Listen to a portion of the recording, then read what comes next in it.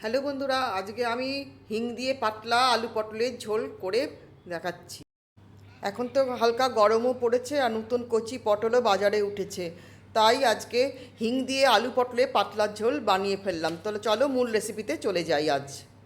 তার জন্য কী কী উপকরণ লাগছে একবার দেখে নিই। এখানে হাফ কিলো পটল আছে, 4টে মিডিয়াম সাইজের আলু ডুমো ডুমো করে কেটে রেখেছি, এখানে টমেটো একটা কেটে রেখেছি, এখানে আদা কাঁচা লঙ্কার পেস্ট করে রেখেছি, এখানে ফোড়নের জন্য আছে একটা তেজপাতা, 1 চামচ জিরা, 2টো দারচিনির টুকরো আর 3টে ছোটো এলাচ আর একটা শুকনো লঙ্কা হাফ করে নিয়েছি। আর গুঁড়ো মশলা নিয়েছি, এখানে আছে 1 চামচ জিরে গুঁড়ো, 1 চামচ ধনে গুঁড়ো, হাফ চামচ হলুদ গুঁড়ো, 1 চামচ কাশ্মীরি মির্চা গুঁড়ো। আর লাগবে হিং, এখানে হাফ চামচ মতো নিয়েছি।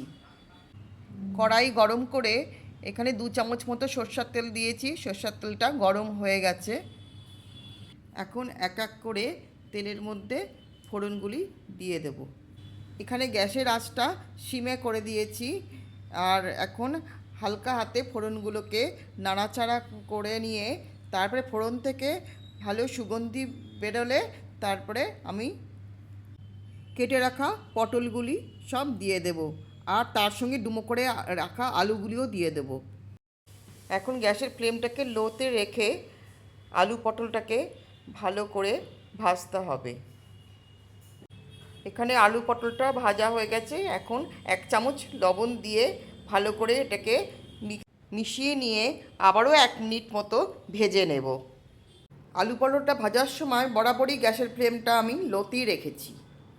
এখন এখানে 1 চামচ মতো আদা কাঁচা লঙ্কার পেস্ট দিয়ে দেব, তার সঙ্গে একটা টমেটো কেটে রেখেছি ওটা দিয়ে দেব। ভালো করে মিশিয়ে নিয়ে এখন ওই হাফ চামচ মতো হিং দিয়ে দেব, দিয়ে আবারও ভালো করে মিশিয়ে নেব।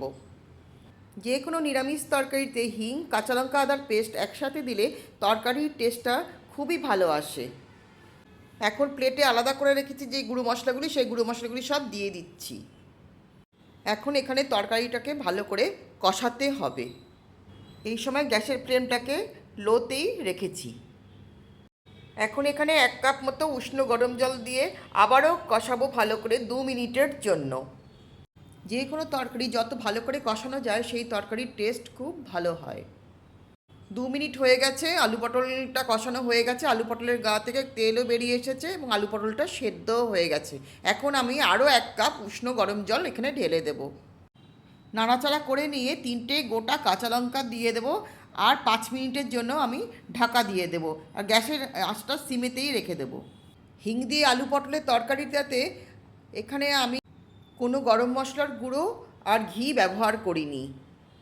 5 মিনিট হয়ে গেছে, এখানে আলু পটলের তরকারি একদম রেডি। নামানোর আগে আমি এখানে 1 চামচের মতো মিষ্টি দেব। আপনারা ইচ্ছা করলে মিষ্টি দিতেও পারেন, আবার নাও দিতে পারেন। আমি এখানে গুঁড়ো দিচ্ছি 1 চামচ মতো। এই তরকারিটা একটু মিষ্টি মিষ্টি খেতে হবে। এখানে মিষ্টি দিয়েছি, তাই আরও 1 মিনিট মতো ভালো করে ফুটিয়ে নেব। এখানে 1 মিনিট মতো হয়ে গেছে, আমার ঝোলটা হালকা ঘন হয়ে এসছে, তরকারির কালারটাও খুব সুন্দর এসছে। এখন আমি গ্যাসটা বন্ধ করে দিয়ে 5 মিনিটের জন্য ঢাকা দিয়ে রাখবো। 5 মিনিট হয়ে গেছে, দেখো বন্ধুরা আমাদের আলু পটলের তরকারিটা কি সুন্দর হয়েছে দেখতেও যেমন সুন্দর হয়েছে, খেতেও খুব ভালো হয়। এখন আমি এই তরকারিটা বাটিতে ঢেলে নিলাম। তো বন্ধুরা তোমরাও বানিয়ে ফেলো এরকম হিং দিয়ে আলু পটলের ঝোল। তো বন্ধুরা অন্য কোনো ভিডিওতে তোমাদের সাথে আবার দেখা হবে। আজ আসছি, টাটা।